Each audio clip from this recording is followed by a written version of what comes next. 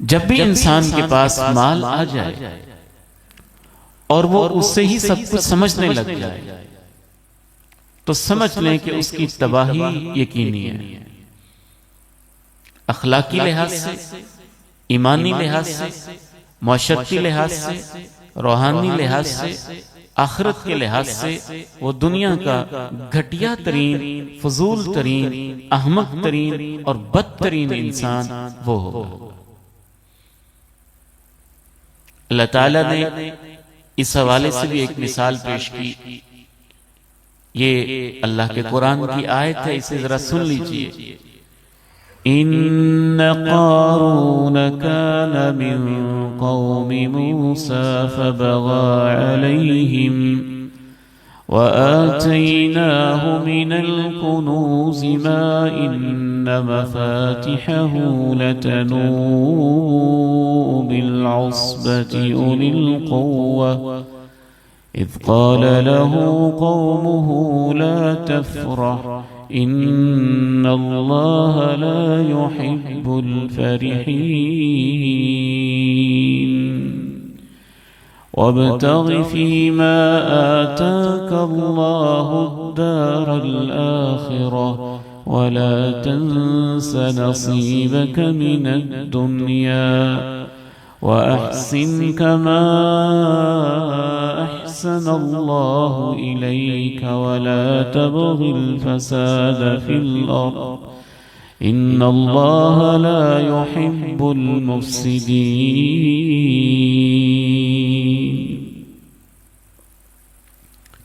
قارون کا واقعہ ان کو سنا دیجئے، وہ موسیٰ کی قوم سے تعلق رکھتا تھا۔ اہل علم یہ بھی لکھتے ہیں اس کی تفسیر میں کہ حضرت موسیٰ کا کزن تھا۔ اللہ نے تو اتنا کہا کہ موسیٰ کی قوم میں سے تھا، تو مفسرین نے وضاحت کی کہ قوم میں سے تھا تو ان کا موسیٰ کے ساتھ تعلق کیا تھا۔ اکثر مفسرین نے لکھا کہ حضرت موسیٰ کے چچا کا بیٹا تھا، کزن تھا، اور یہ بھی لکھا کہ لوگ اس کے حسن، اس کے جمال اور اس کی خوبصورتی کی وجہ سے اس کو منور کے نام سے یاد کرتے تھے کہ یہ تو بڑا نورانی چہرہ ہے، نورانی ہستی ہے، اس کے چہرے پہ ایک نور تھا۔ اور مفسرین نے یہ بھی لکھا کہ قارون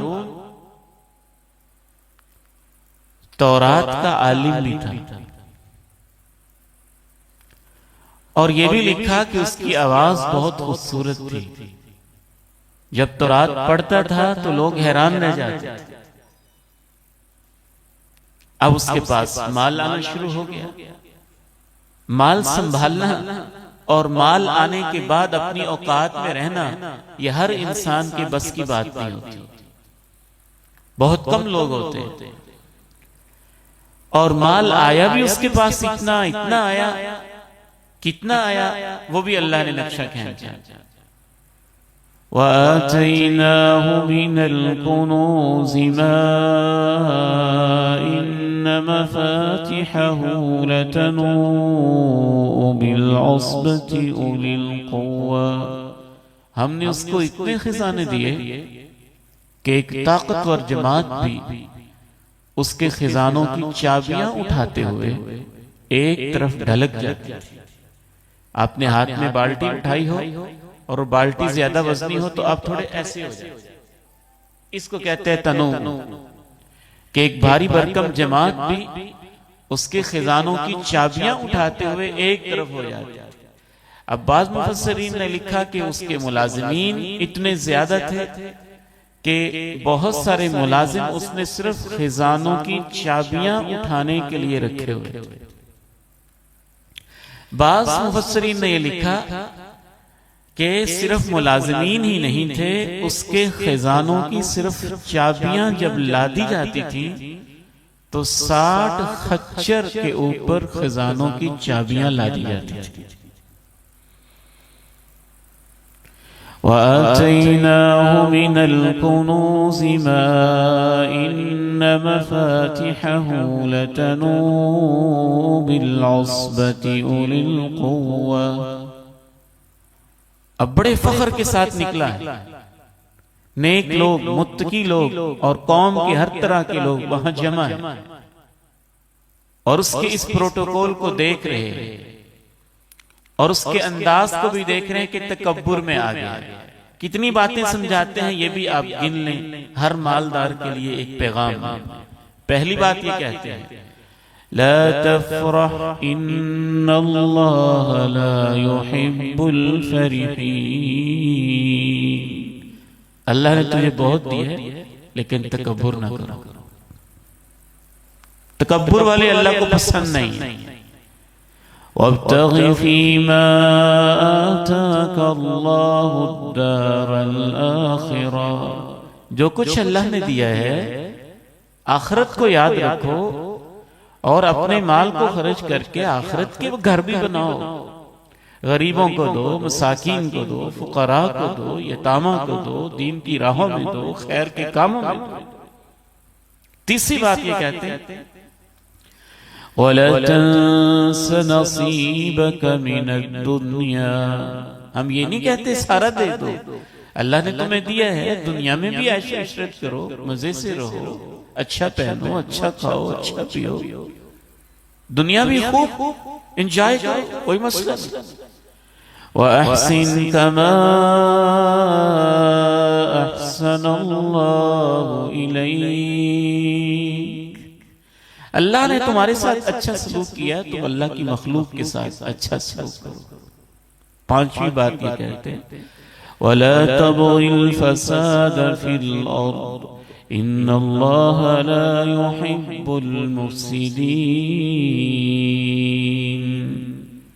فساد نہ کرو، اپنے مال کو برے کاموں میں، غلط کاموں میں لگا کے زمین کے اندر فساد برپا نہ کرو، اللہ فساد کرنے والوں کو پسند نہیں کرتا۔ اس کا ایک ہی جواب ہے انما اوتیتہ علی علم عندی، تم یہ نصیحتیں چھوڑو، جو میرا مال ہے یہ مجھے ویسے نہیں ملا، کوئی علم ہے میرے پاس، اس وجہ سے مجھے ملا ہوگا، اس وجہ سے مجھے ملا ہوگا۔ اللہ تعالیٰ نے اس کو یہ جواب دیا کہ وہ بھول ہی گیا تھا کہ اس سے پہلے ایسے لوگ بھی تھے جن کے پاس مال بھی اس سے زیادہ تھا۔ اس سے پتہ چلتا ہے کہ اس سے پہلے اللہ نے اس سے بھی مالدار کے لوگ رکھے ہوں گے کہ ان کے پاس مال بھی اس سے زیادہ تھا، طاقت بھی اس سے زیادہ تھی، اور وہ سب تباہ ہو گئے، اور انہوں نے اس مال اور طاقت کی وجہ سے وہ جرم کیے کہ اللہ نے پوچھا بھی نہیں کہ کس جرم کی وجہ سے تمہیں تباہ کرنا ہے، وہ مجرم ہی اتنے بڑے تھے، ان کے جرموں کی بہتات اتنی تھی کہ ان کو تباہ و برباد کر دیا گیا۔ یاد رکھیے گا جب بھی مال کے اندر انسان بیلنس نہیں رکھے گا، ہم صدقے کو ایک عام چیز سمجھتے ہیں، زکوٰۃ کو ہم نے ایک توہین امیز رویے کے ساتھ ڈیل کیا ہے، صدقے کو ہم نے ایک ایسی چیز سمجھا ہے جس کو ہم نے توجہ نہیں دی ہے۔ میں سب سے پہلی اور بنیادی چیز مال کی اسپرٹ اور روح اور اس کے بارے میں دین کی تعلیم کیا ہے، یہ آپ کے سامنے واضح کرنا چاہوں گا کہ مال کے حوالے سے اللہ رب العزت یہ وضاحت کر رہے ہیں کہ مال زندگی کے کھڑے ہونے کا ذریعہ بھی ہے،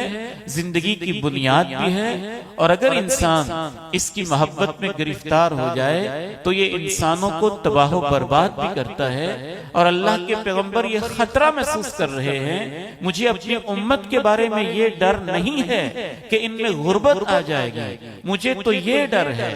ان کو مال کھلا ملے گا، پھر وہ مال کی محبت میں مبتلا ہو جائیں گے اور مال ان کو ویسے تباہ کر دے گا جیسے اس نے پہلی امتوں کو تباہ کیا تھا۔ وہ تباہی کیا ہوتی ہے؟ وہ تباہی یہ ہوتی ہے کہ انسان کے پاس مال آ جائے اور وہ اللہ کی نعمت اسے نہ سمجھے، اپنی صلاحیت سمجھے، مال آ جائے